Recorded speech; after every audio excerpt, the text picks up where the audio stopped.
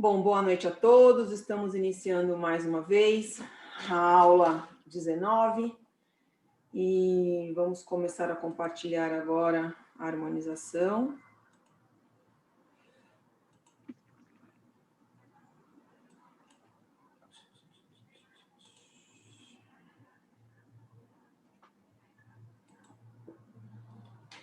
Vamos lá, podem começar. Capítulo 162, Dentro da luta. Não peço para que os tires do mundo, mas que os livres do mal. Jesus. João, capítulo 17, versículo 15. Não peças o afastamento de tua dor. Rogai forças para suportá-la, com serenidade e heroísmo, a fim de que não lhe percas as vantagens do contato. Não solicites o desaparecimento das pedras de teu caminho. Insiste na recuperação de pensamentos que te ajudem a aproveitá-las. Não exijas a expulsão do adversário. Pede recursos para a elevação de ti mesmo, a fim de que transformes os sentimentos. Não supliques a extinção das dificuldades. Procura meios de suportá-las, assimilando-lhes as lições. Nada existe sem razão de ser. A sabedoria do Senhor não deixa margem à inutilidade. O sofrimento tem sua função preciosa nos planos da alma, tanto quanto a tempestade tem o seu lugar importante na economia da natureza física. A árvore, desde o nascimento, cresce e produz, vencendo resistências. O corpo da criatura se desenvolve entre perigos de várias espécies. Aceitamos o nosso dia de serviço, onde e como determine a vontade sábia do Senhor. Apresentando os discípulos ao Pai Celeste, disse ao Mestre: não peça que os tires do mundo, mas o que os livres do mal. A terra tem a sua missão e a sua grandeza. Libertemo-nos do mal que opera em nós próprios, e receberemos o amparo sublime, convertendo-nos junto dela em agentes vivos e abençoados reino de Deus. Então, Jéssica, o que você assim chamou atenção? O que você gostou ou identificou mais, ou que você quer comentar sobre esse texto? Esse texto fala muito da questão de a gente criar consciência que todo mal que a gente enfrenta em nossas vidas tem um propósito, né? Seja para um aprendizado, para uma expiação ou alguma prova. Então, ao invés da gente ficar reclamando e implorando para Deus tirar eles do nosso caminho, na verdade, a gente tem que pedir para Deus para ajudar, né, a eliminar, ajudar dando forças para suportar e recursos para que a gente consiga evoluir e crescer com esses maus e com essas provas que a gente enfrenta. Beleza. Alguém mais quer comentar alguma coisa, falar algum tópico, alguma passagem? Eu entendi. Opa. Pode falar primeiro. Imagina! Obrigada. Então, vou falar rapidinho, que só complementar a questão, não peço que os tires do mundo, mas que os livres do mal, né? Da gente perceber que aqui na Terra, por mais dificuldades que a gente enfrente, por mais difícil que seja esse planeta, que a gente está nele por né, várias questões, né? E a gente precisa desse planeta, é nesse planeta que a gente vai ter condições de evoluir, né? Uhum. É isso mesmo, Leonora. Quem ia falar também, pode falar. Eu entendi que a gente sempre tem um amparo, né, perante essas situações difíceis, e a gente tem que saber ativar isso, saber pedir isso, porque tudo tem um porquê. Então, nessas situações difíceis, ao invés de reclamar, a gente tem que pedir pela ajuda para passar por aquilo. É isso mesmo. Mais alguém quer falar alguma coisa? Só então para concluir, tem uma passagem aqui, vou só fazer um comentáriozinho bem rapidinho, fala na recepção dos pensamentos que podem aproveitar, né? Então, o que é essa forma do pensamento? Nós temos que, tudo que a gente faz está dentro de nós e é expresso pelo pensamento, em vibração, em idealização. Então, o Emmanuel cita aí, comenta aí e mostra para nós, para quê? Porque se nós nos revoltamos, automaticamente o nosso pensamento é dirigido de uma outra forma, para uma outra direção. Então, por isso que a gente tem que sempre elevar o pensamento a Deus, pedir ajuda, pedir orientação, por que está acontecendo isso, o que eu vou ganhar com essa condição, e nunca com o sentimento ao contrário de revolta, porque senão a gente perde esse trecho que estamos passando, porque sofrer ninguém gosta, é algo difícil. Seria bom se nós não tivéssemos passar por essas condições. Mas, então, já que estamos passando, então, aí que sim vem a nossa postura. Se não nos revoltarmos, se não ficarmos reticentes ou ficarmos chateados com a circunstância, qualquer circunstância, porque, às vezes, a própria aflição vem não de um fato em si, mas de pessoas que estão ao nosso redor. Então, para tanto faz. Para fatos ou pessoas, temos que agir da mesma forma. Procurar sempre nos ligarmos a Deus e não nos deixarmos influenciar. Esse é o padrão que nós temos que cada vez mais assimilar. E a nossa mudança vai se dando de forma assim constante e aos poucos. Por quê? Isso aí vai fazendo com que a gente engrandeça a nossa parte espiritual. Nossa maturidade espiritual vai se modificando.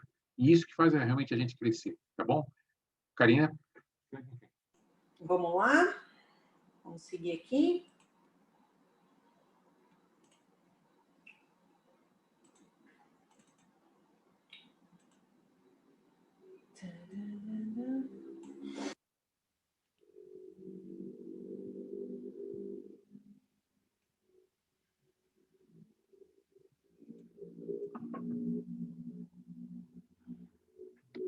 Então, olha o convite aí. Bora? Quem topa? Quem topa aprender hoje um tiquinho? Dá uma espiadinha. Vamos lá? Então, o que a gente vai ter na aula hoje, tá? Só um breve resuminho aí.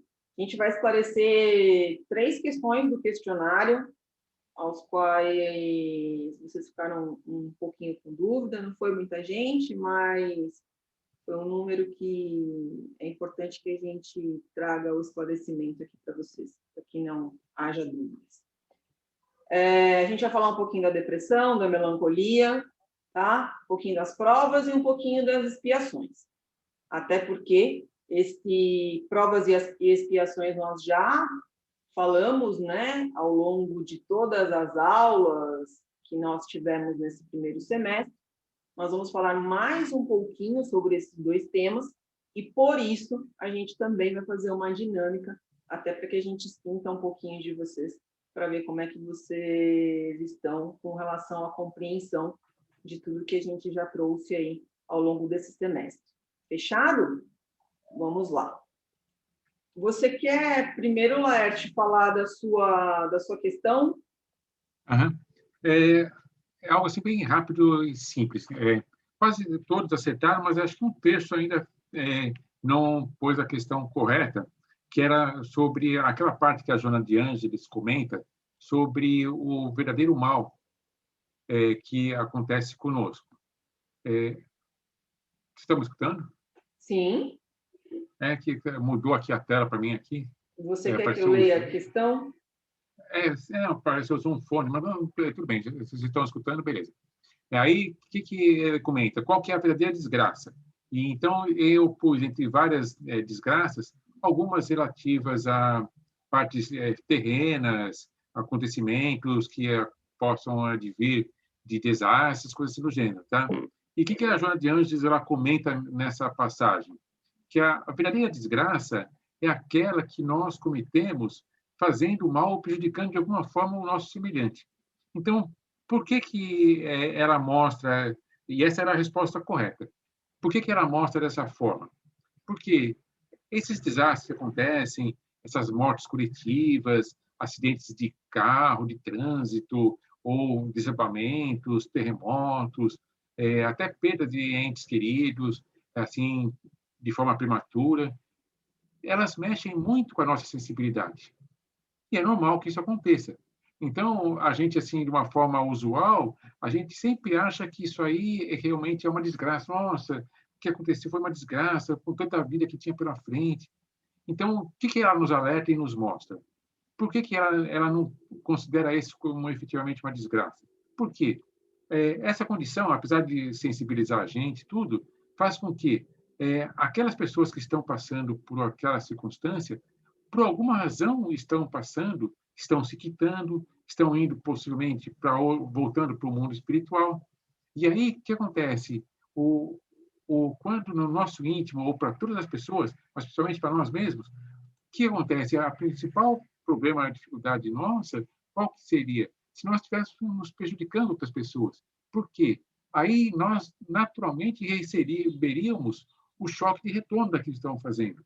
Então, não tem nenhuma, é o que a gente já comentou nas aulas passadas, nada que acontece, nada fica impune perante as leis divinas. E aí, então, isso vai nos trazer efetivamente dor e sofrimento.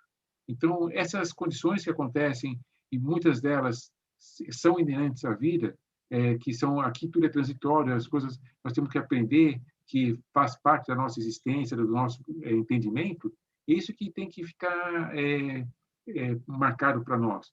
Não que nós não vamos sentir a sensibilidade, por exemplo, naquele tsunami que aconteceu, morreram 300 mil pessoas naquele tsunami. Foi do outro lado do mundo. E daí? Nós não vamos sentir que realmente é triste? Ou começa uma guerra do outro lado do mundo, nós não vamos sentir? Não, nós vamos sentir.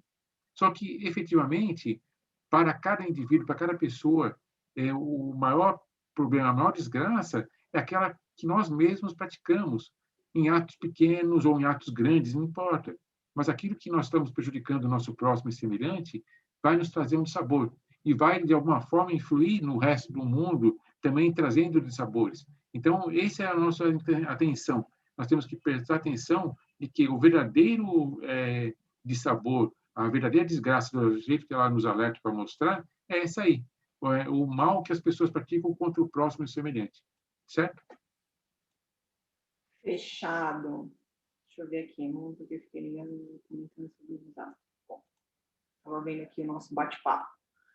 E, continuando, tá, os esclarecimentos, eu trouxe aqui para vocês a questão 8. Né? A questão 8, na realidade, ela é verdadeira.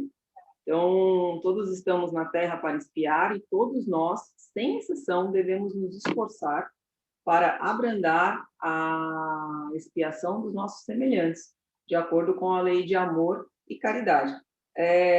Já de bate-pronto, quando a gente lê essa questão, a gente já tem que lembrar que nós temos as leis divinas. E logo, dentro das leis divinas, nós temos a lei de amor, que a lei de amor é a primeira lei. E quando Jesus diz amar ao próximo como a ti mesmo e amar a Deus sobre todas as coisas, cabe nessa questão. Então, quando a gente fala de espiar, sim, nós auxiliamos o nosso semelhante. E aí eu trouxe aqui alguns pontos para a gente poder esclarecer, tá? Então, é verdadeira. A providência não vos escolheu, não como instrumento apenas de suplício, para agravar os sofrimentos do culpado, mas também como um bálsamo de consolação, para fazer cicatrizar as chagas que a sua justiça abrirá. Então, a gente não está aqui apenas para sermos obstáculo na vida do outro. Nós também estamos aqui para auxiliar, como o Laerte acabou de falar. Então, nós também estamos aqui para ajudar. E isso também faz parte da nossa expiação. E aí, continuando aqui. Vejamos que meios o Pai me pôs ao alcance para suavizar o sofrimento do meu irmão. Se as minhas consolações morais, o meu amparo material ou conselhos poderão ajudá-lo a vencer essa prova com mais energia, paciência e resignação. Se eu posso ajudar o meu colega ou o meu parente, né? Por que não fazê-lo? E aí, automaticamente, eu consigo ter essa lei, né, dentro de mim, a lei de amor, a lei de caridade, a lei do amar ao próximo como a ti mesmo. Isso tudo é dito no Evangelho dessa forma, vencer a prova com mais energia, paciência e resignação. E o que quando o Evangelho fala isso, não é de dentro para fora, não é de fora para dentro. Porque, às vezes, a gente só fala e a gente acaba não fazendo. Então, quando a gente está, de fato, com o nosso semelhante ali, passando por essas expiações, passando por essas provas, e nós estamos fazendo isso de coração aberto, porque o que vale é o que a gente já falou para vocês, é a intenção. E isso auxilia. Se a sua intenção for pura, se a sua intenção for verdadeira. E aí ele segue. Se Deus não me pôs nas mãos os meios de fazer que cesse esse sofrimento, se não deu a mim como prova, como expiação, talvez, deter o mal e substituí-lo pela paz. Então, eu consigo fazer esse viés de ajudar o meu outro, de ajudar o meu semelhante. Porque eu não preciso ser apenas esse obstáculo. Eu não preciso ser apenas um sofrimento para o outro. Então, eu consigo. Então, essa resposta ela é verdadeira, tá? Todos estamos na Terra para expiar e todos nós, sem exceção, devemos nos esforçar para abrandar a expiação dos nossos semelhantes. Aí... Só nesse ponto aí, o Kleber e a Yasmin estão dizendo o seguinte, que estão achavam que não é todo mundo que vem para expiar. Então, alguns passam por mais dificuldades assim, mas nem todos vêm para expiar. Por isso que eles puseram como falso, porque eles acharam que não é todo mundo, a Yasmin também, que tinha entendido que não viria para expiar. Então, na segunda parte, tudo bem. Eles acham que pode realmente abrandar, mas na primeira parte que eles acham que não seria para todo mundo que viria para expiar. Todos nós, porque ainda somos imperfeitos, tá bom? Ainda somos espíritos imperfeitos. Se nós fôssemos um pouco mais na escala evolutiva espiritual, se nós estivéssemos moralmente, fôssemos mais brandos, se fôssemos mais amorosos, se fôssemos um pouco mais superiores, aí nós, de fato, não viríamos para expiar, tá? Mas, sem exceção, por enquanto, aqui na Terra, todos nós viemos para isso, tá? E aí a gente continua aqui, na questão 10. Verdadeiro ou falso? O ato do suicídio é atenuado na próxima encarnação, desde que tenhamos expiado na erraticidade? Quando a gente fala de erraticidade, só para vocês poderem entender, a gente já falou sobre isso algumas vezes, quando a gente fala da erraticidade, a gente fala de um lugar transitório, né? Então, a gente vai ficar lá por um período. Nós não ficaremos na erraticidade ad eterno. Então, quando a gente fala de erraticidade, é um local, né? É uma escala de mundo, vamos falar assim, para vocês poderem entender melhor, que ele é transitório. É como se fosse, como é que eu posso falar? É como se fosse uma rodoviária ou um aeroporto que a gente está ali esperando para tomar o próximo voo ou pegar o próximo ônibus. E enquanto a gente está ali aprendendo um pouco, estudando um pouco, outros ainda estão revoltados, então vai depender da condição e do merecimento de cada um de nós. Mas então, esse estado, ele é transitório. Então, nós como espíritos, nós não permaneceremos nesse estado de erraticidade pelo resto da nossa vida espiritual, tá? Mesmo porque nós precisamos galgar e evoluir. Então, a gente precisa ir para outros ambientes, outros mundos, para que a gente, de fato, possa se desenvolver. Então, aí, o que eu trouxe aqui para vocês, tá? Trouxe algumas coisinhas. Então, no Livro dos Espíritos, ele fala o quê? Então, a resposta é falso, tá? Na erraticidade, o espírito progride, e aí ele fala, ele pode melhorar muito, tá? E seja a vontade e o desejo que tenha de consegui-lo. Porém, na existência corporal é que põe em prática as ideias que adquiriu. Imagina se a gente está lá na erraticidade, lembra que a gente sempre fala para vocês que nós precisamos reencarnar, porque esse nosso corpo denso aqui, nós precisamos ter essa experiência desse corpo denso que a gente tem, né, que é a nossa matéria, e a gente precisa vivenciar essas experiências aqui na Terra ou em outros mundos, para que a gente, de fato, aprenda nesse mundo físico, porque no espiritual é muito mais fácil, a partir do momento que a gente tem um auxílio. Então, quando a gente tem um auxílio, não que aqui a gente não tenha, tá bom? Mas lá a gente tem um auxílio que é mais imediato. Por que ele é mais imediato? Porque a gente já consegue conversar na forma pensamento, porque nós temos um corpo mais leve, né? A nossa sensibilidade, o nosso pensamento, ele fica mais aflorado. Então, a gente não tem essa matéria densa que é o nosso corpo. E aqui, a gente esquece o nosso passado, a gente traz aqui as nossas experiências, elas ficam adormecidas. Lembra que a gente já falou isso nas outras aulas? E aí a gente vem para poder, de fato, aprender. Então, a gente pode, sim, ficar na erraticidade e melhorar um pouco, tá? E aí, quando a gente consegue se organizar, né, no nosso pensamento, a gente tem que reencarnar, porque faz parte do desenvolvimento espiritual. Não tem como, tá? Quando atingirmos, mais uma vez, uma escala ao qual nós não precisaremos reencarnar, aí nós estaremos em um outro mundo, nós estaremos em um outro patamar. Tratando de espíritos que reencarnaram na Terra e que reencarnam na Terra, ainda somos espíritos imperfeitos. Quando atingirmos agora a gente está no mundo de provas e expiações, quando a gente atingir o estágio de regeneração, aí pode acontecer de algumas pessoas não reencarnar mais aqui na Terra. Pode, mas ainda é tudo muito... Não é claro isso dentro da nossa literatura, tá? A espiritualidade ainda não permite que a gente saiba desse ponto. Então, seguindo aqui, a gente pode, então, tá, evoluir na erraticidade, mas lá não é um mundo permanente, ele é transitório.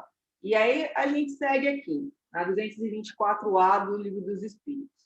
Quanto tempo na erraticidade? Algumas horas ou milhares de séculos? Porque milhares de séculos, como a gente já havia dito, séculos, anos, horas na espiritualidade, o tempo lá é totalmente diferente do nosso tempo aqui, do nosso tempo físico, ok? Lá a gente pode passar 100 anos em um dia, ou até menos.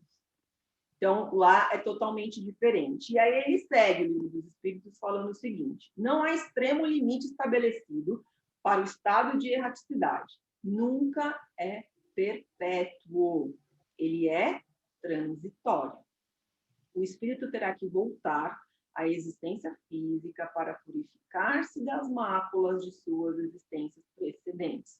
A gente precisa vir resgatar. Não adianta achar que a gente operou por N situações, fizemos N pessoas sofrerem e a gente vai resgatar na erraticidade achando que a gente não tem que voltar com esse círculo familiar ou com esse círculo de amizade.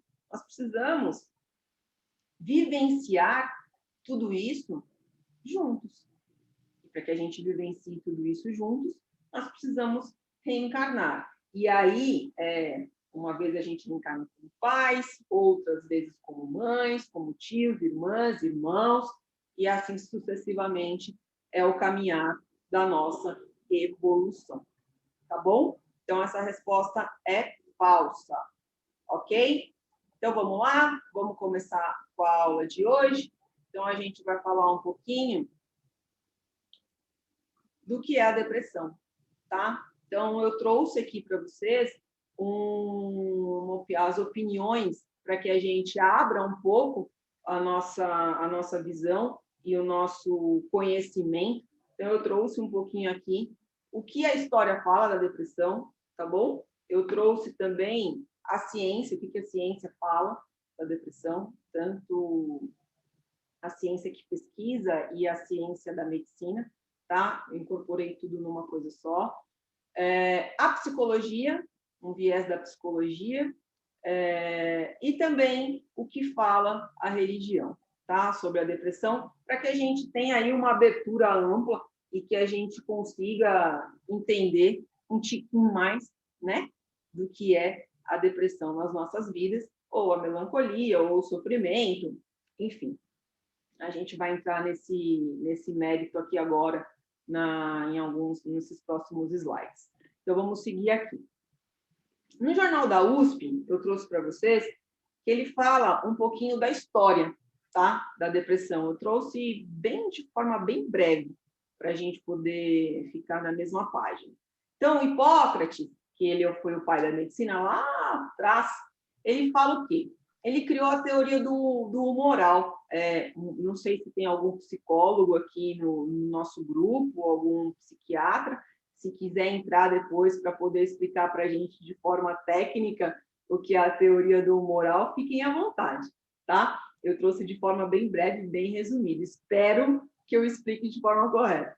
E aí ele traz a teoria humoral, que segundo o qual a vida em equilíbrio é um equilíbrio entre 4 humores. E aí o que ele fala? Que é o fleumático, o sanguíneo, o colérico e o melancólico. Então, esses procedentes estão da onde? Do coração, do sistema respiratório, do fígado e do baço. E o desequilíbrio entre eles é o que acarreta a doença. Então, o Hipócrates, lá atrás, olha aqui o que ele fala no final, ele já falava do fluido. Cada um dos fluidos está ligado a um humor. Olha o fluido aí, gente. Quando a gente acha que o fluido não tem nenhuma responsabilidade dentro do nosso organismo, né? Quando a gente acha que o fluido ele não nos auxilia. Olha ele aí.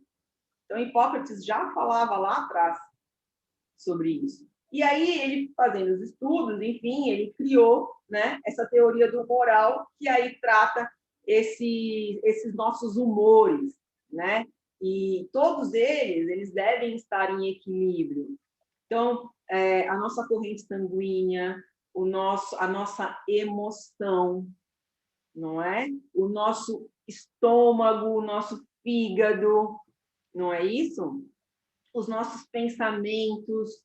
Então, tudo isso, eles têm que estar em equilíbrio, porque vocês já perceberam que se alguma coisa está desconexa, o que acontece?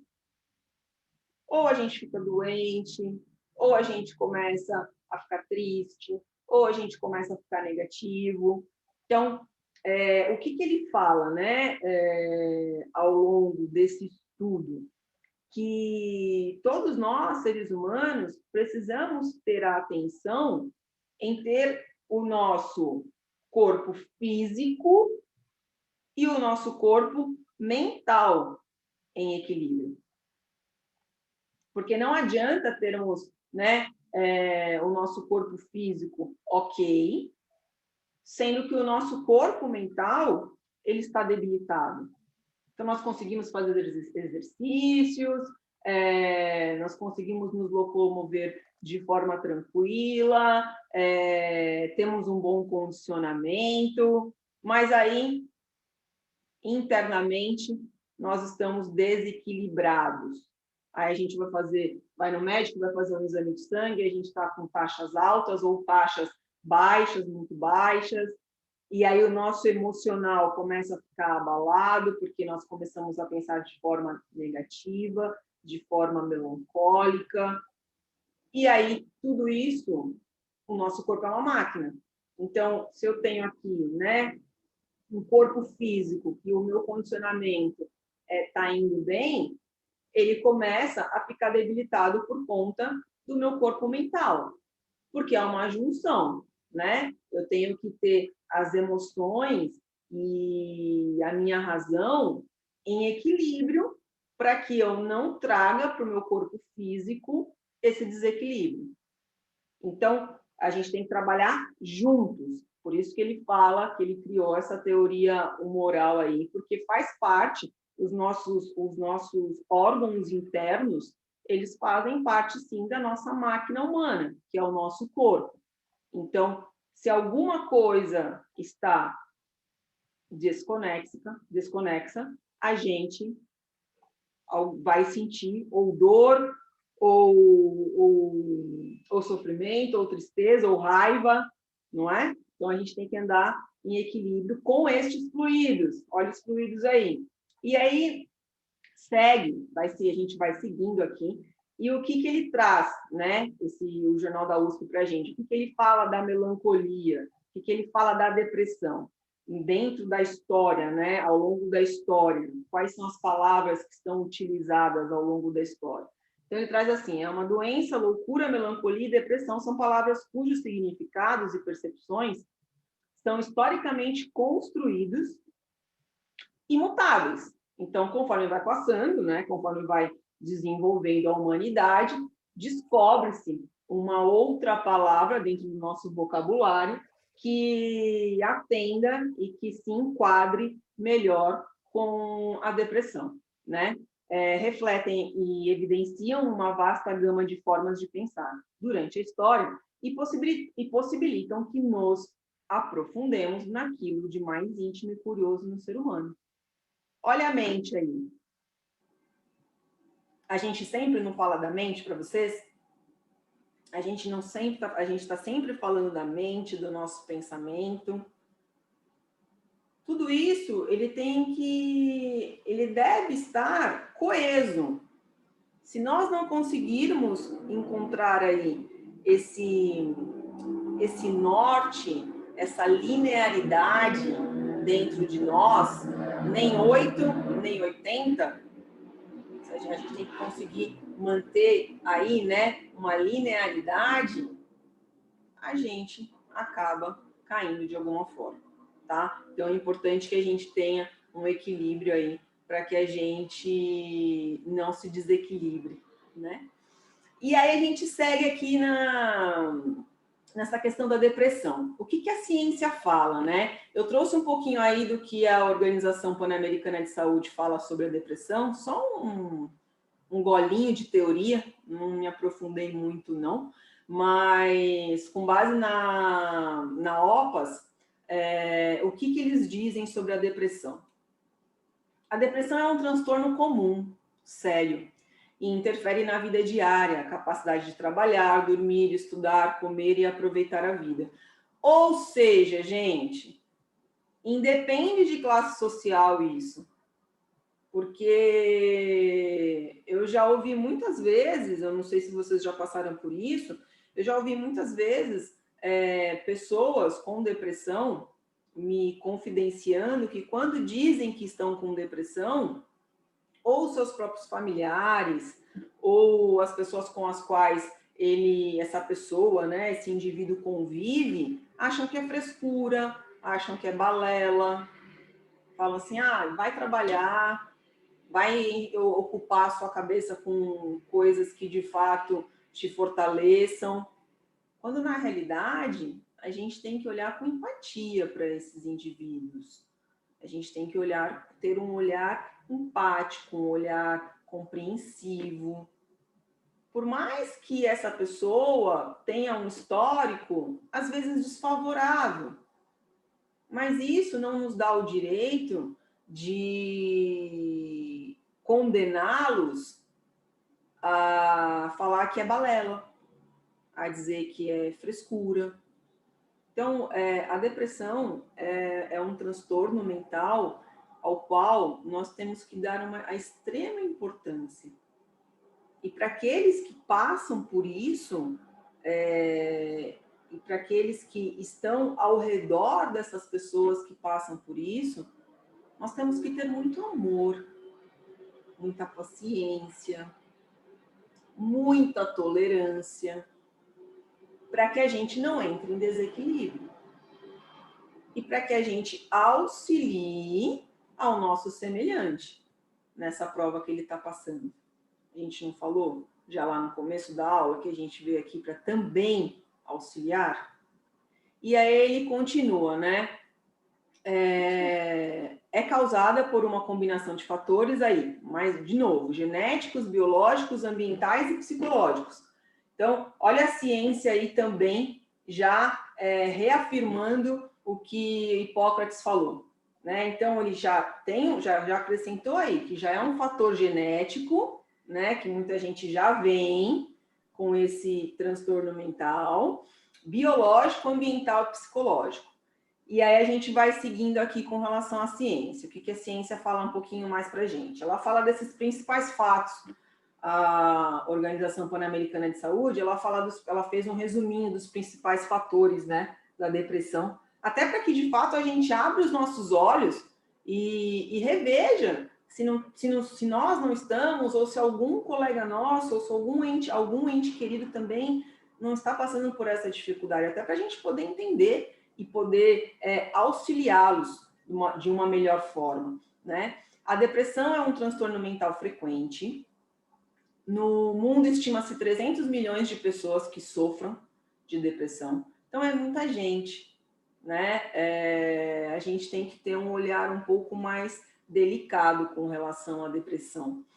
É a principal causa da incapacidade no mundo e contribui de forma importante para a carga global das doenças. Automaticamente, se eu não estou com a minha mente ok, o meu corpo padece. Não é assim que funciona? A gente não tem os nossos chakras, não é? A gente não tem lá os nossos centros de força, uns chamam de chakras, outros de centros de força.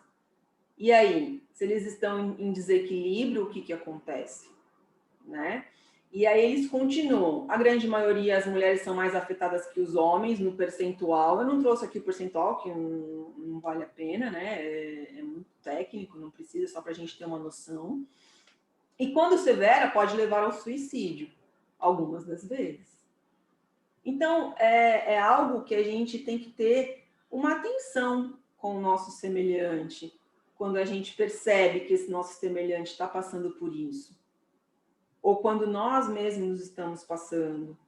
Todos nós somos vulneráveis e nós não temos que ter o receio de solicitar ajuda. Não é? Nós precisamos ter a humildade de pedir ajuda. Porque todos nós, ninguém nesse planeta vive só. Nós vivemos em sociedade e precisamos um dos outros para que a gente se desenvolva, para que a gente não esmoreça. E não é se considerar vulnerável pedir ajuda. É humano. E aí a gente segue aqui, né? A OPAS fala mais o quê? Que os tratamentos medicamentosos e psicológicos são eficazes. Que lá atrás existia um tipo de tratamento, né? Que até colocavam as pessoas em hospícios. Hoje em dia os tratamentos estão muito mais avançados. Tanto o medicamento, o químico, né? O remédio, quanto o terapêutico. Então, tem que ser, o que a OPAS fala? Que tem que ser eles devem ser parceiros, né? Para que contribua para a melhora desse indivíduo como pessoa, para que ele consiga sair dessa situação que também é momentânea, ela é também transitória. E aí, o que o nosso pai aqui da psiquiatria fala para a gente né? O Carl Jung, ele fala o seguinte, então, para vocês verem como tudo se encaixa. Acredito mesmo que os transtornos psíquicos são mais perigosos do que as epidemias e os terremotos. Porque, por que ele diz isso? Porque isso pode se perdurar, né? Eu tenho conhecidos, e, enfim, que a depressão, ela fica um período, né? Então, sei lá, a pessoa fica 1 ano em depressão, aí ela consegue dar uma melhorada, aí consegue colocar a vida em movimento, aí ela cai de novo. Então, oscila, né? A depressão acaba oscilando. E aí tem gente que... Aí eu já tenho conhecidos que ficam anos em depressão e conseguem sair. Então, aí tem indivíduos que ficam algum tempo, saem, depois de muito tempo voltam.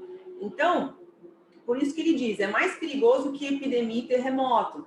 Porque epidemia e terremoto são passageiros.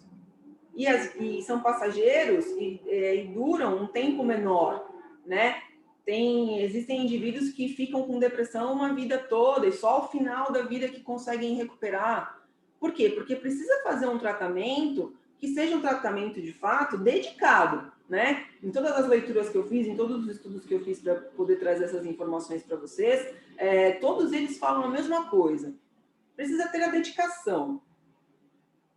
E a gente sabe que quando a pessoa está em estado depressivo, é difícil a pessoa conseguir enxergar uma luz no final do túnel. É bem difícil. É uma situação muito delicada e que a gente tem que tratar com muita empatia. Isso eu vou falar muito na aula hoje, tá? Além de todo o receio natural, de todo o sentimento de pudor e tato, existe em nós um temor secreto dos perigos da alma. Então, ele já está falando aí pra gente, né, desse lado espiritual que nós temos. Então, olha como as coisas vão se encaixando, né? A ciência, a medicina, a psicologia, a história da depressão, a história da melancolia, olha como as coisas vão se encaixando. E agora a gente vai falar, eu vou trazer para vocês também, para a gente arrematar o viés da religião. E aí ele continua, né? A gente continua aqui. O Rollo May, que é um psicólogo também muito famoso, ele fala o quê? Do ponto de vista psicanalítico, a enfermidade mental consiste numa dissociação da mente do paciente dos conflitos psicológicos daí resultantes. O objetivo da psicanálise é reunificar a vida mental, trazendo o conflito do inconsciente para a consciência. Ou seja, trazendo o que está obscuro dentro de nós para que a gente tenha a realidade ali e para que a gente consiga dissolver, né, desatar esses nós dentro de nós para que, de fato, a gente consiga se melhorar. Então, a terapia, ela é importante, sim. As pessoas que acham que terapia não é importante para quem está em estado depressivo, ela é importante, sim. Além de todo o receio natural, de todo o sentimento de pudor e tato, aí eu repeti para que a gente tenha aí, de fato, ratificando o que o Carl Jung disse. Existe em nós um temor secreto de perigos da alma. Então, assim, os psicanalistas, os psiquiatras, desde lá de trás, né, a medicina já fala sobre a importância que é nós identificarmos o estado desse indivíduo. E se somos nós que estamos passando por isso, para que a gente não tenha receio de pedir ajuda, tá? E aí o Espiritismo, o que o Espiritismo fala para nós, né? O que o Espiritismo traz? O Emmanuel, ele fala para a gente, no livro Coragem, no capítulo Depressões, ele fala o quê para a gente? Olha os nossos chakras aí em equilíbrio. Se a gente conseguir manter ao longo da nossa vida todos esses chakras em equilíbrio, pensou? Numa vida aí de, em média, 80 anos, se a gente conseguir nos 80 anos manter todos esses chakras assim, ó, passamos lindo, né? E a gente sabe que isso não acontece, a gente sabe que a gente não consegue ter aí ao longo da nossa vida tudo em equilíbrio, porque nós estamos em aprendizado. E aí o Espiritismo fala o que para nós, né, o Emmanuel? Se trazes o espírito agoniado por sensações de pessimismo e tristeza, concede ligeira pausa a ti mesmo no capítulo das próprias aflições, a fim de raciocinar. Então, peraí, tá tudo confuso? Opa, vamos parar, respirar, por isso que a gente sempre fala, né? Faz uma pausa, respira, que sejam 5 segundos e veja, de fato, o que está acontecendo com você, o que está acontecendo dentro de você, se observe, né? Se analise. E aí ele segue. Se alguém te ofendeu, desculpa. Se feriste alguém, reconsidere a própria atitude. Contratempos do mundo estarão constantemente no mundo onde estiveres. Por que isso? Porque nós estamos em constantes provas para que a gente, de fato, aprenda. Então, nós temos os obstáculos menores, os obstáculos medianos e os obstáculos maiores. E esses obstáculos, eles não advêm do outro apenas. Nós mesmos os criamos, que é por isso que o Emmanuel fala. Se trazes o espírito agoniado por sensações de pessimismo e tristeza, concede ligeira pausa a ti mesmo. Respira. Veja de fato quais são as suas atitudes e quais são as emoções que estão dentro de você e como você pode melhorar isso. Claro que sozinho, diante de um estado depressivo, a gente não consegue. A gente precisa, sim, de ajuda. E tudo bem. E, às vezes, a gente se prende em algumas situações com as quais a gente não desculpa o outro, ou a gente ainda não aprendeu a perdoar. E aí a gente fala, depois de uns anos, a gente fica guardando aquela mágoa, aquele rancor. Será que faz sentido, sabendo que nós somos espíritos milenares?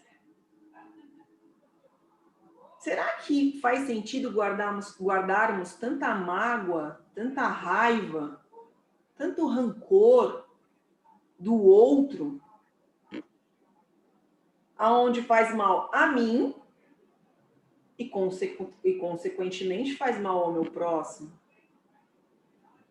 Então, se fizermos algo errado, não tenhamos vergonha de pedir desculpas. Nós somos imperfeitos e erramos. E estamos aqui para isso. E tudo bem. Mas o que vale é a nossa intenção dentro de nós. Tudo isso são ferramentas e exercícios que a gente consegue praticá-los de forma diária para que a gente não caia nesse estado depressivo, melancólico, tristonho, uma tristeza profunda. Só quem já passou por isso, eu acho que sabe bem o que é, né? E aí, Emmanuel segue aqui com a gente. Parentes difíceis respondam... Esqueci de um R aqui. Esqueci não, eu estou lendo errado. Parentes difíceis repontam de todo o núcleo familiar. Trabalho é a lei do universo. Disciplina é o alicerce da educação. Compreendendo a realidade de toda pessoa que anseie por felicidade, paz, aperfeiçoamento e renovação, toda vez que sugestões de desânimo nos visitem a alma, retifiquemos em nós o que deve ser corrigido. Olha ele aí ratificando o que ele disse no começo do texto e abraçando o trabalho que a vida nos deu a realizar. Prossigamos em frente. Estamos nos sentindo tristonhos, estamos em um momento em que estamos nos sentindo negativos, que estamos nos sentindo desencorajados. O que a gente tem que fazer? Nos percebermos. Opa, peraí. O que eu posso fazer de bom? Então, para eu poder me melhorar além, claro, Isso eu estou falando no início, quando a gente já está na depressão profunda, ou já, né, numa coisa mediana, num estado mediano, assim, a gente tem que procurar o tratamento terapêutico, o tratamento médico, né? A gente precisa procurar. E um tratamento também, e uma religião de apoio, independente de qual seja ela.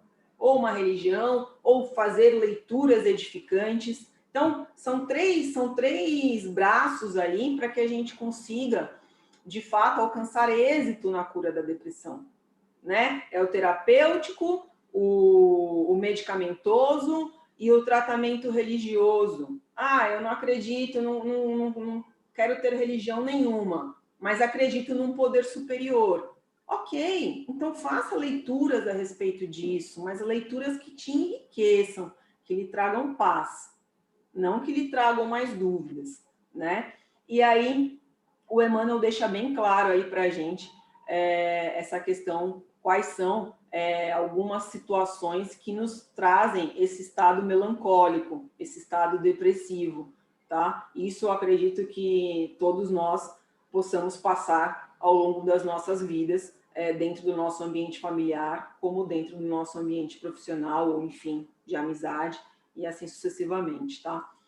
E aí, nesse livro Transtornos Mentais, da Sueli Schubert, é muito bom esse livro, o que ela fala pra gente? Tá? Eu trouxe só um tiquinho, um pedacinho desse livro. É inevitável, portanto, a queda nos sofrimentos graves dos transtornos mentais e emocionais, nos acidentes rudes de toda espécie. Então, se a gente está caindo, a lei da física é uma só. Se estamos caindo, o resultado é cairmos mais. Se não nos percebermos, se não pedirmos ajuda, se não nos atentarmos aos nossos pensamentos. Então, começa a ficar grave mesmo, né? Porque o transtorno mental, o transtorno psíquico, a depressão, a melancolia, qualquer que seja o nome, é muito delicado. E aí a gente vai explicar mais à frente por quê, tá? E aí a gente segue aqui com Kardec falando o seguinte na Revista Espírita. Olha o que ele traz aí, já traz uma palavra nova, a obsessão. Os casos de obsessão são tão frequentes que não é exagero dizer que nos hospícios de alienados, mais da metade apenas tem a aparência de loucura e que, por isso mesmo, a medicação vulgar não tem efeito. Ou seja, o que ele quer dizer, o que ele está querendo dizer aí? Que se eu só trabalhar a parte medicamentosa sem os outros aliados, não funciona. Porque eu estou trabalhando só o físico. E o resto, como é que fica? Eu estou trabalhando só um braço, né? Eu preciso também fazer uma terapia.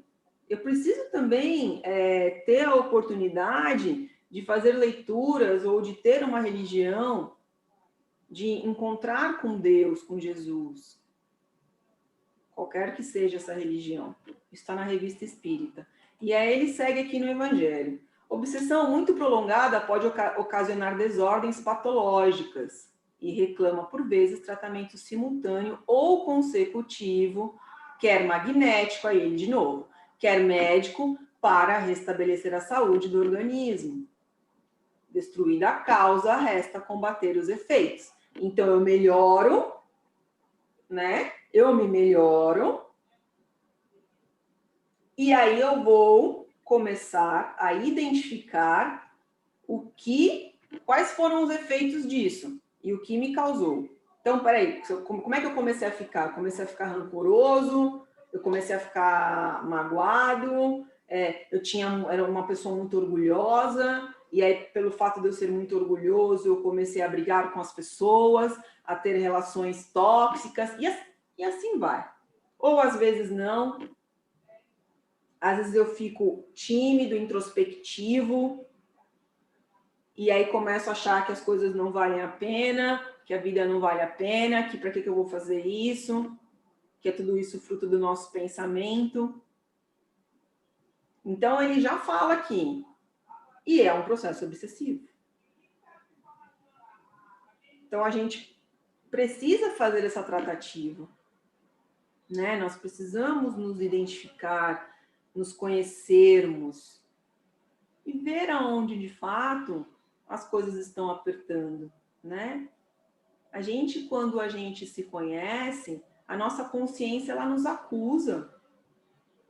E ela nos acusa de forma diária. A gente pode não externar, mas ela nos acusa. Por quê? Porque nós já temos as leis divinas implícitas dentro de nós. Nós já nascemos com ela. Do indivíduo que é uma pessoa maldosa àquela pessoa que é a mais bondosa. Todos nós. Então, a depressão tem que ser um trabalho que seja em parceria. Né? Também não adianta você tratar só a parte, no caso a gente está falando do espiritismo, não adianta a gente tratar só aqui, né, dentro da nossa religião, a parte espiritual, se a gente não trata o resto, se a gente não faz uma terapia, se a gente não usa o medicamento. Então, é um trabalho em conjunto, tá? Dúvidas? Tem dúvida, sim. Eita, eu tô vendo que tá bombando aí, né? Né? Bom, então, começando lá para trás. Deixa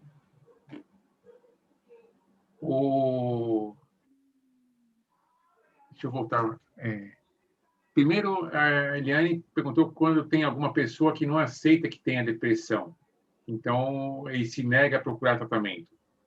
Aquilo que eu falei para vocês, a gente sabe que tá cheio. Eu tenho pessoas da minha volta que são assim também. E o que eu vou falar, o que a religião fala pra gente, né? Buscar, gente, ter paciência, tá? Buscar ter tolerância e tentar mudar o diálogo. Ao invés de falarmos, você tem depressão, você precisa cobrar essa pessoa, vai de uma forma mais delicada, tenta tratar fazer uma outra tratativa, né? Levar a pessoa, de repente, para ver um trabalho voluntário bacana, que a pessoa se identifique, levar a pessoa para fazer algo que ela de fato gosta. A gente sabe que ela vai falar não, que ela vai criticar, mas a gente tem que insistir, não cobrar a pessoa, porque ela já está passando por uma situação delicada, em que, às vezes, ela também não se reconhece que está depressiva. Então, a gente precisa ter a empatia, tá? Inclusive, a Marilene, acho que pode falar junto com esse que você conversou agora, falou que o irmão do meu genro tinha 30 anos e a depressão levou a cometer suicídio. Então, é isso que a Karina comentou. Então, mesmo pessoas que estão tendo essa percepção ainda não têm essa percepção que estão doentes, tudo, quem está ao lado tem que acompanhar, prestar atenção, amparar o máximo possível para evitar que a pessoa vá realmente para essa condição de loucura até chegar a um suicídio. Então, quem está em volta, se a outra pessoa não está percebendo, é muito importante que realmente acompanhe, ajude, ampare da melhor forma possível, até que ela realmente perceba para poder se ajudar. Então, a outra pergunta bem pergunta, está comentando a Thaís, que ela diz que tem transtorno do pânico e depressão, e inclusive já tinha até tentado o suicídio, mas graças a Deus continua conosco e agora entendendo o espiritismo, aprendendo, ela está melhor. Então, inclusive, o entendimento espírita traz paz, esclarecimento e ajuda nas dores que dissipam ao passar com isso aí, ela está conseguindo dissipar isso aí. Mas ainda ela diz que se mantém em terapia. Você quer comentar alguma coisa? Tem que ter a terapia e o medicamento, né? Se a terapia sugere o medicamento também, né? Mas é isso aí, é isso aí. A Yasmin está perguntando está falando que é possível entrarmos em depressão pelo espírito perceber que não está cumprindo sua missão, tem um transtorno de ansiedade e esse é o pensamento que mais desencadeia minhas crises. Quando você começa com esses pensamentos... A Thaisa, né? A Yasmin. A Yasmin, desculpa. Yasmin, quando você percebe que você começa a ter esses pensamentos negativos, esses transtornos nossos mentais, em relação também à ansiedade, à síndrome do pânico, tudo faz parte de uma energia espiritual. A gente está com os irmãozinhos ali que estão, de alguma forma, tentando nos prejudicar, tá? Então, o que a gente precisa fazer? Tentar, nesses momentos, que a gente sabe que é extremamente difícil, mas tentar, nesses momentos, faz uma leitura, tenta ler um evangelho ou um outro livro que tenham palavras positivas, né?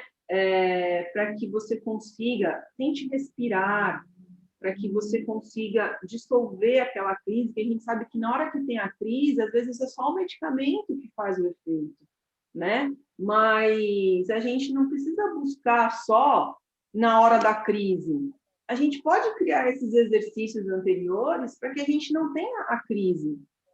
E nada melhor que a gente ore, faça muita oração, para que a gente distribua bons pensamentos dentro de nós. Então, sempre tentar pensar com otimismo, tentar administrar a sua vida de uma forma mais leve, porque nós estamos aqui para aprender. Então, é importante que a gente faça exercícios e que exista a manutenção, né? Isso deu muito certo, assim, com pessoas que são bem próximas a mim e que, ao longo do tempo, as crises foram diminuindo consideravelmente, tá? E ela comentou que ela está indo no psicólogo, que inclusive o psicólogo dele é espírita, então beleza, então ela está fazendo acompanhamento. Mas essa dica da Karina é muito importante, porque o que o próprio Jesus nos falava, e o mesmo vários outros mentores sempre falam: conheça-te a ti mesmo. Então, se analise, se perceba. Quando começa a perceber alguma coisa diferente, é aquilo que a Karina comentou. Opa, não deixa prosseguir. Já começa a criar mecanismos que você mesmo já identifica, muda pensamento, muda sentimento, vai ler um livro, uma palavra edificante, faz alguma coisa. E, às vezes, assim, essa carência que a gente sente não é de grandes coisas. Às vezes, são coisas, pequenas coisas. Vai conversar com alguém, fala coisas boas, são coisas todas que nos ajudam. E às vezes a gente cria umas amarras, né, Laerte, na vida, assim. Depois eu vou dar um exemplo, mas vamos lá. E outra coisa também, que nós estamos comentando com vocês sobre a parte espiritual que envolve tudo na vida da gente. Então, isso vai criando, assim, para nós responsabilidades ou percepções mais amplas, mas também é aquilo que a própria Karina agora há pouco comentou. Nós não temos que ser draconianos conosco mesmo.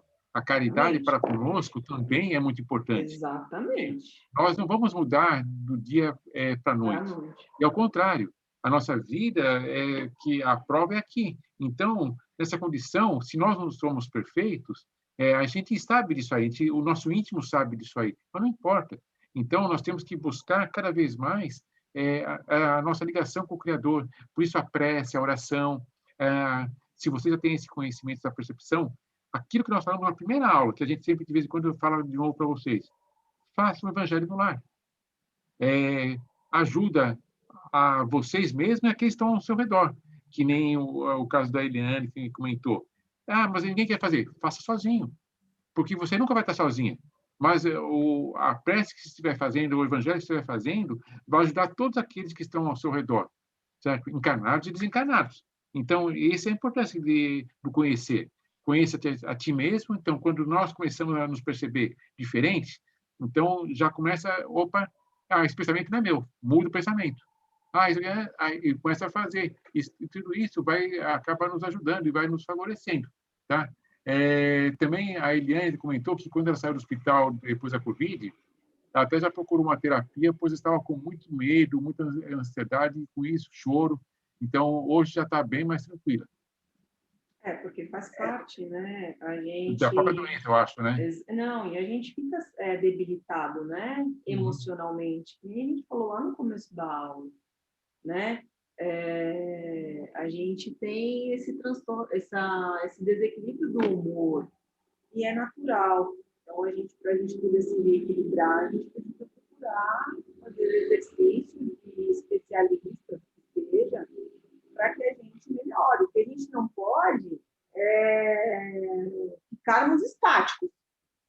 Se nós estamos ali, que nem você falou, né, Leite? Se a gente está vendo que a gente está com problema, peraí, vamos raciocinar. Então, como Kardec também disse, como Emmanuel disse, para um pouquinho, se observa o seu todo e peça ajuda. Não tenha vergonha de pedir ajuda, porque todos nós precisamos uns dos outros. Tem mais alguma E coisa? a Lauren falou que também ela foi tomar floral, para ela ajudou muito. E a Regina disse que está passando por um problema semelhante, que está algo assim, passando por um problema semelhante. Então, não sei se tudo que a gente conversou, se já não ajudou a Regina. Só uma coisa que eu lembrei agora também, que a própria yoga fala isso aí. Quando a gente está começando a desenvolver esse problema, assim, algum problema ou a percepção que começa a ver, sentem e respirem. Porque o respirar também nos favorece. São canais que a gente abre dentro de nós de nos ajudar a nos equilibrar. Então, a gente não percebe, mas o ar é vida, certo? Então, e isso só de você parar, entender e fazer a respiração, e aí você começa a se ligar ao Criador, ao Pai, já muda dentro de você muitas coisas que advêm. Então, são diversas condições que nós podemos fazer. Você viu que já várias pessoas comentaram coisas sobre o que podem fazer? Então, não existe uma fórmula, mas existem opções e coisas que a gente vai aos poucos fazendo, que aí você vê aquilo que traz melhor resultado. É Por isso. enquanto, acho que... E lembrando que é um trabalho, gente, é um trabalho em conjunto, tá bom? Não adianta só a gente fazer terapia e não trabalhar a parte religiosa, não trabalhar a parte da medicina, a parte médica. Então, é um conjunto, tá? Até o momento que a gente tenha alta desses três conjuntos e a gente consiga chegar no equilíbrio de nos mantermos sãos. Então, os transtornos mentais, qualquer que sejam eles, são muito delicados e requer muita dedicação do indivíduo que está passando por isso, das pessoas que convivem com esse indivíduo, e requer muito amor, tá? Posso seguir aqui? E só lembrando também, né, se alguém que sentir necessidade e quiser entrar em contato lá no GEMB, na parte do atendimento, certo? Pode fraterno, também né? O atendimento exatamente, fraterno. exatamente, para poder aí passar por consulta, para orientação, se de repente, como aquilo que o Kardec comentou sobre a parte de magnética, então passar por passes, que agora na parte da pandemia está mais limitado, mas pode-se conversar e tem um atendimento muito interessante e muito profícuo, que dá muitos resultados também. Não deixe de aproveitar também essa parte aí. Pessoal, a gente vai fazer agora, deixa eu tirar a foto aqui, a gente vai fazer agora uma dinâmica, tá bom? Só para completar, a Maristela comentou que o atendimento fraterno ajudou muito ela, a Yasmin também já fez o atendimento no GEMB e ajudou bastante, e a própria Lauren também me ajudou muito, que passou por lá também. Tá? Então, realmente é algo a se aproveitar. Vamos lá, gente. Eu vou interromper aqui o compartilhamento, porque eu quero ver a carinha de vocês aí. Se vocês puderem ligar os vídeos.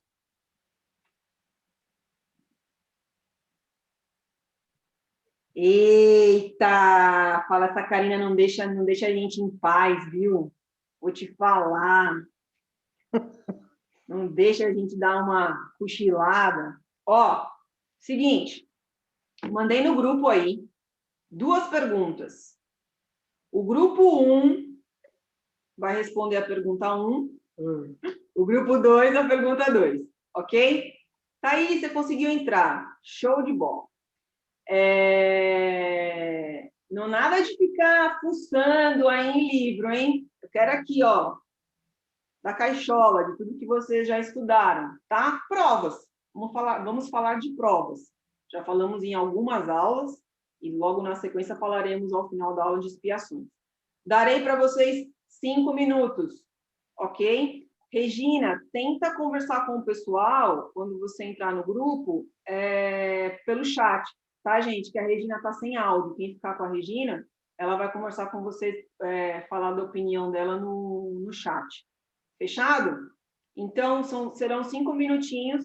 Eu vou dividir aí a sala simultânea em 2, tá? Nada de ficar com muita fofoca. É para falar das perguntas, que eu sei que vocês gostam de conversar, meu Deus. Eu sei.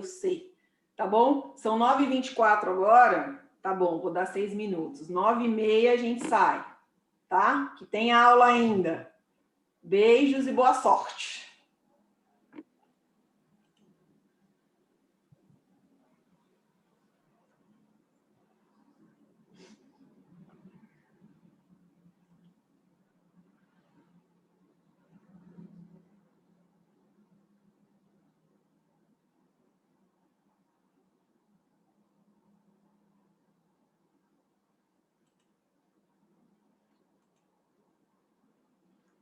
Regina e Sônia, podem entrar no grupo lá.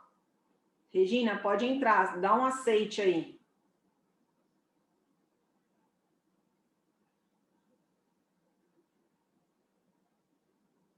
Está conseguindo ver o aceite? Isso, dá um aceite, Regina. Provavelmente no seu celular aí está aparecendo um convite. Aceita.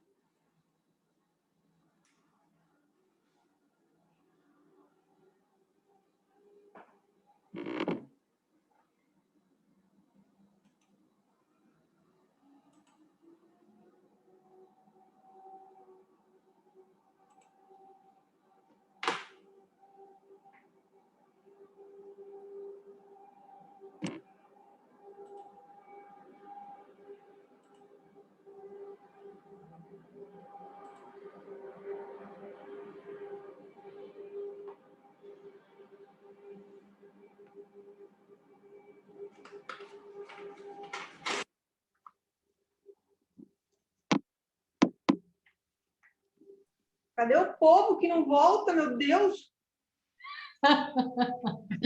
Oxi, A gente voltou. Nossa, despencamos lá. não gosto de ficar sozinha aqui. Até o Laerte foi...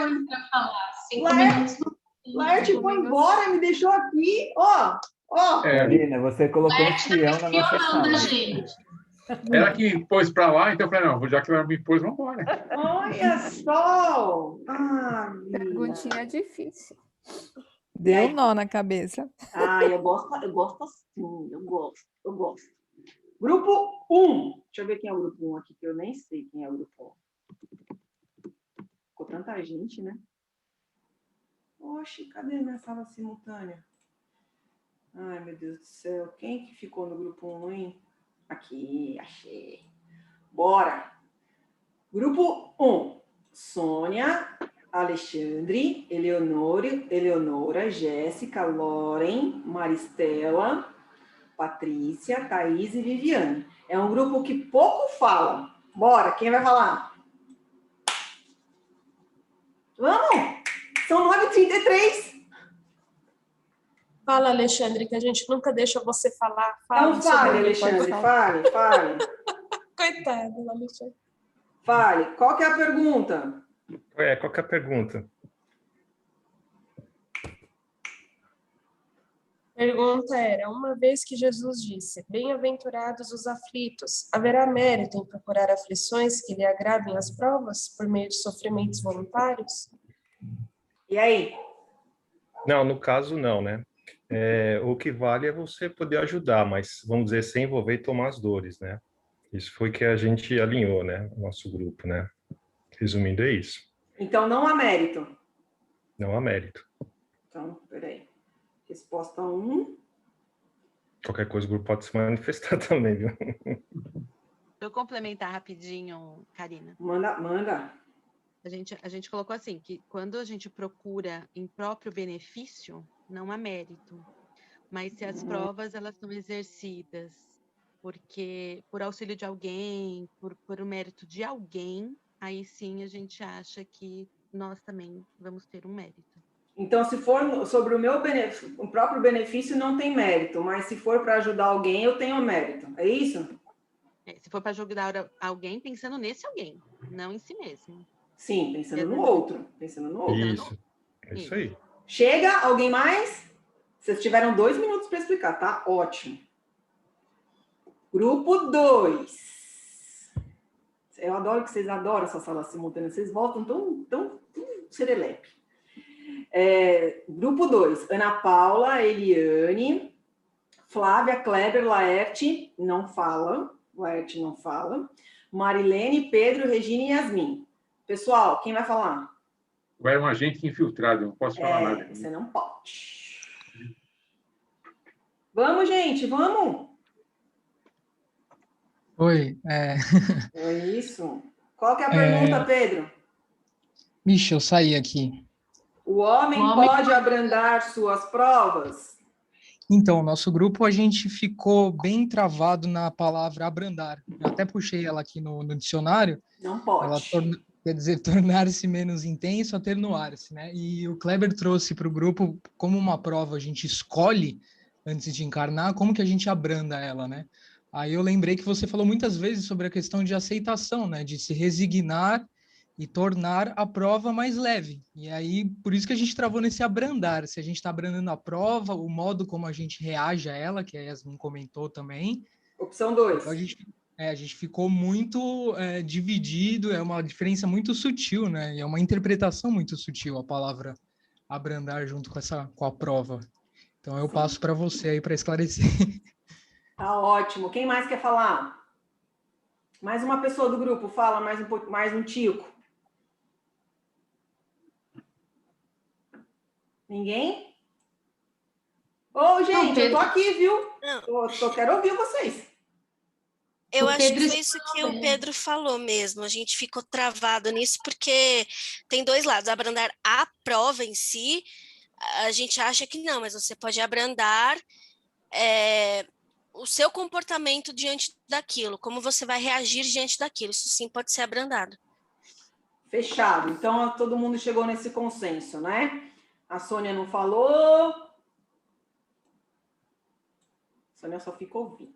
Então, vamos lá. Eu vou voltar a compartilhar aqui para a gente poder... Podem desligar aí as telas. Conseguem ver, né?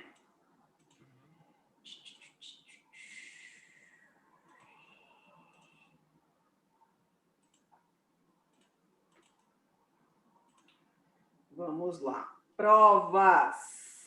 Grupo 1. E todos. A resposta é sim.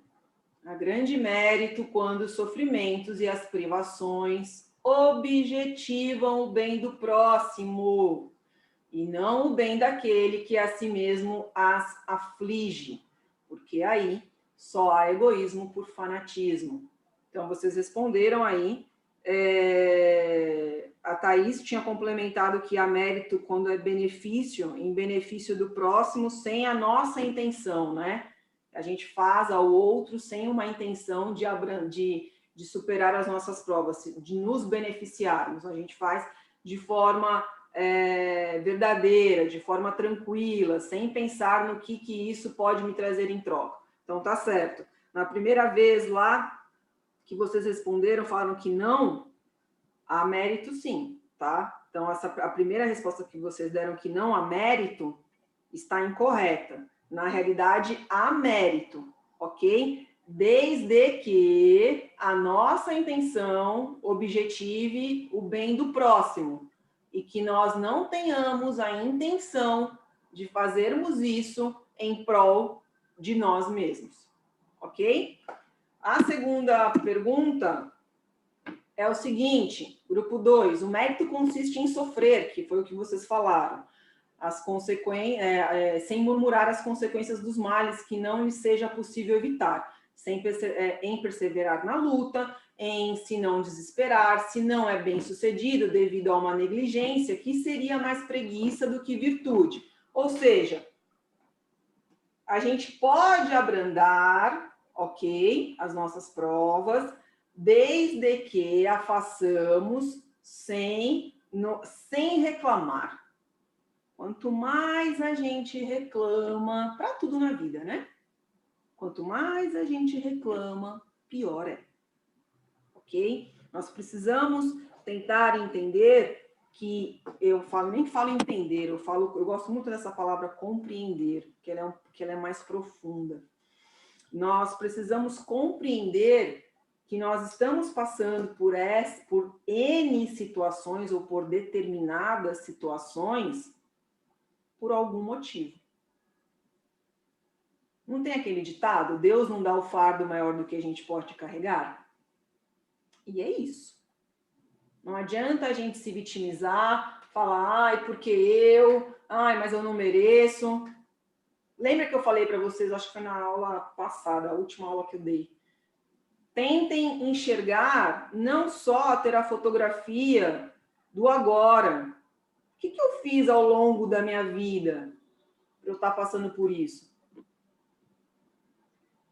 Então, há mérito, tá bom? E quando a gente consegue passar por o sofrimento com mais resiliência, resignação, compreensão.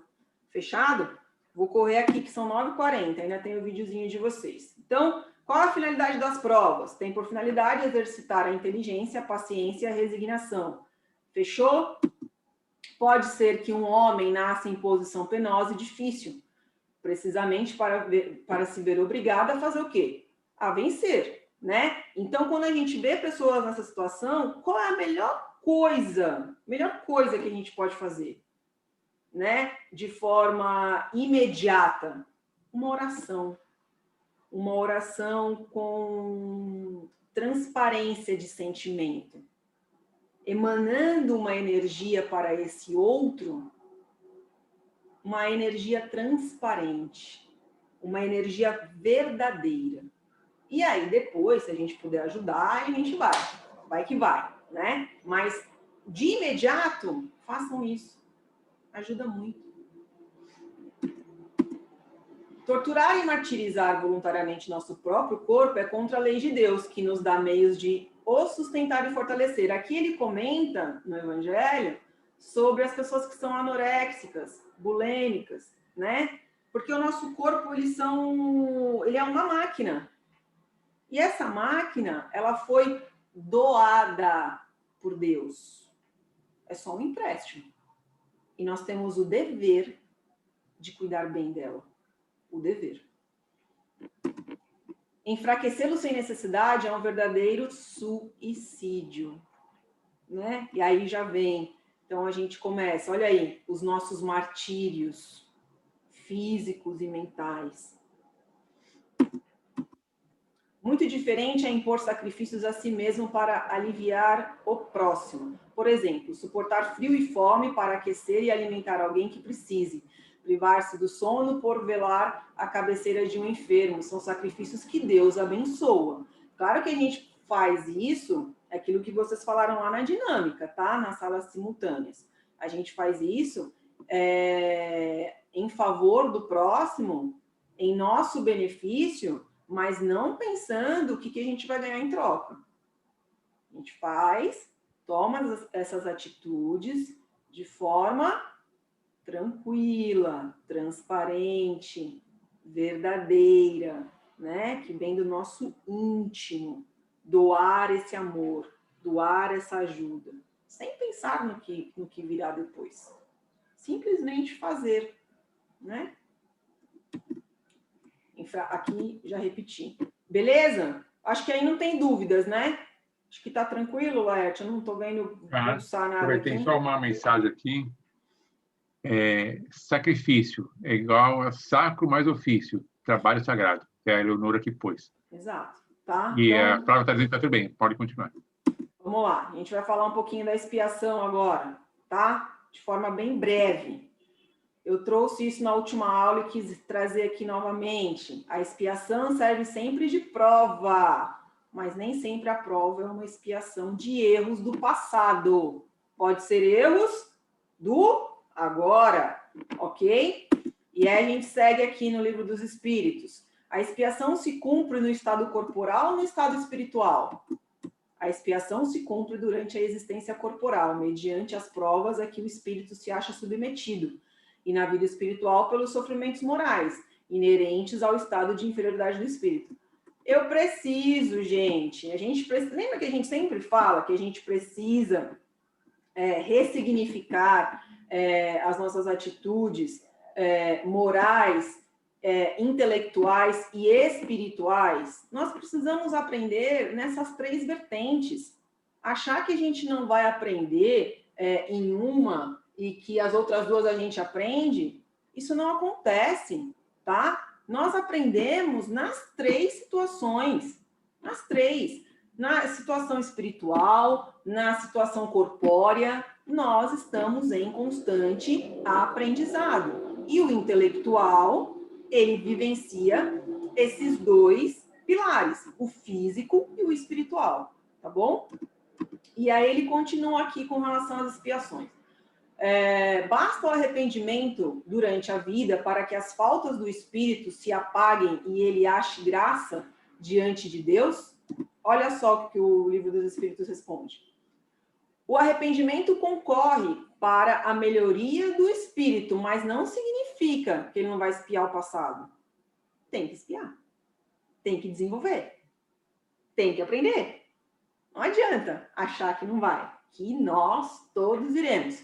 Estamos aqui para isso. E temos que ir firmes e fortes. E com objetivo de fé, sabe? Em seguirmos. Às vezes a gente esmorece, a gente sabe disso. Mas sejamos firmes no nosso propósito, tá? Mais uma aqui. O arrependimento se dá, eu acho que eu repeti, né? Não, no estado corporal ou no estado espiritual? No estado espiritual. Mas também, vou ler de novo que eu estou indo muito rápido por conta do horário. O arrependimento se dá no estado corporal ou no estado espiritual? No estado espiritual, mas também pode ocorrer no estado corporal, quando bem compreendeis a diferença entre o bem e o mal. E quando ele fala dessa diferença entre o bem e o mal, Não é, gente, nas grandes coisas, não. É no nosso dia a dia. Naquelas pequenezas, naquelas decisões que a gente toma para o nosso bel prazer, sabe? Ah, não, eu vou por esse lado aqui, por esse lado, porque por esse lado aqui a porta é mais larga, a outra porta ela é muito estreita para mim, eu não vou dar conta. Então eu vou dar aquele meu jeitinho e vou entrar na porta larga. Então é no nosso dia a dia. Tudo isso é dentro do nosso dia a dia, é dentro de nós, da nossa vivência diária ali, das pequenas coisas, ok? É nessa hora que um relâmpago de arrependimento pode lhe poupar muitos tormentos. Vamos nos reorganizar, vamos repensar as nossas atitudes, os nossos pensamentos, vamos sim nos arrepender, vamos sim pedir desculpa, pedir perdão, mas não significa que a partir do momento que eu tomo essa atitude que eu não tenho que reparar. Eu preciso reparar de qualquer jeito, tá? Guardai-vos de abreviar a vida, ainda que em 1 minuto, porque esse minuto pode evitar muitas lágrimas no futuro. Então, gente, é simples, é facinho, né? É muito facinho, é a gente que complica. Fechado? Dúvidas? Acho que nenhuma, né, Laerte? Por enquanto, não. Não. Então, a gente vai passar agora o videozinho. Eu vou até deixar gravado. Vamos lá, o videozinho da turma, coisa linda.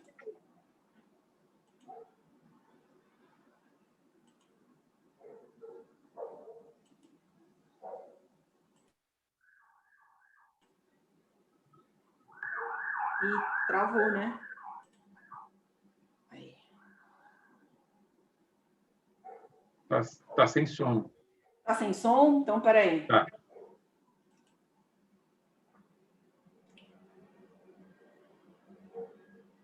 Eu tenho que colocar, eu esqueci, compartilhar som. Vamos ver se agora vai.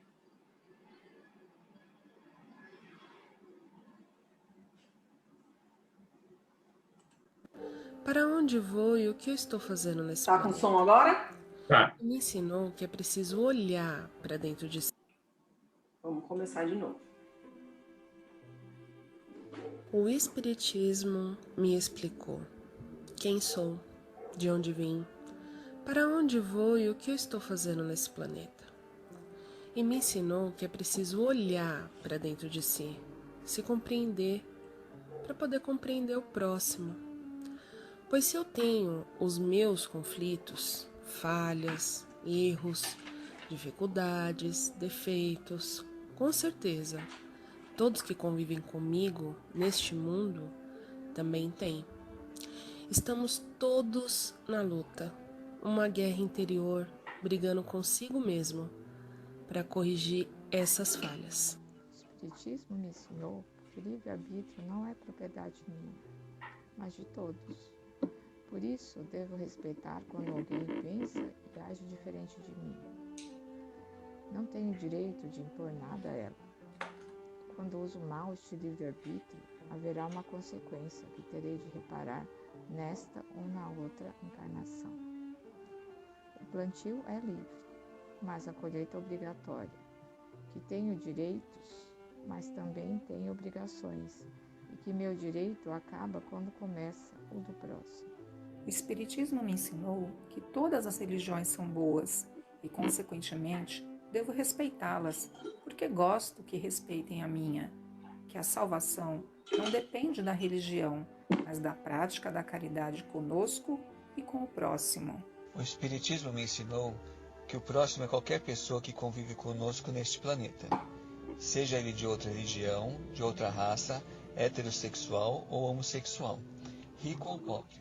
Enfim, devemos ajudar e conviver bem, respeitando sem preconceitos. O Espiritismo me ensinou que caridade não é só a esmola, mas também a tolerância, a paciência, o abraço amigo, a mensagem consoladora, a visita ao doente, uma prece etc, etc, etc. E que ser cristão vai além de cultos externos, de rótulo religioso, de declarações de amor vazias, sem a prática dos ensinamentos do Cristo, enfim, que a fé sem obras é morta. O Espiritismo me ensinou que o Jesus do Espírita não é visto apenas com o interesse de pedir, mas de ensinar, e que serve de guia e modelo a ser seguido. Com esta compreensão de saber que cada um está num grau de evolução, que temos um passado reencarnatório que está presente nesta encarnação, que estamos resgatando e reparando erros, que convivemos na família com afetos e desafetos, para aprendermos a amar, para nos reconciliarmos e perdoarmos. E somente Ele alivia e nos dá forças para seguir em frente, buscando ser hoje melhor do que ontem e tentar ser amanhã melhor do que foi hoje.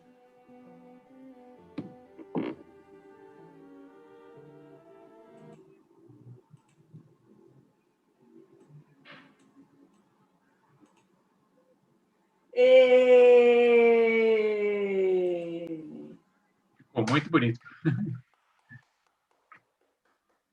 Parabéns a todos vocês, a todos, tá? Pelo engajamento. Nós adoramos, nós do GEMB, que trabalhamos como voluntários lá, agradecemos a vocês por nos darem essa oportunidade de receber um vídeo desse, e nós gostaríamos de receber muitos outros vídeos e muitas outras sugestões.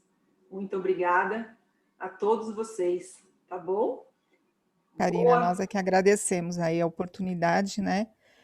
Como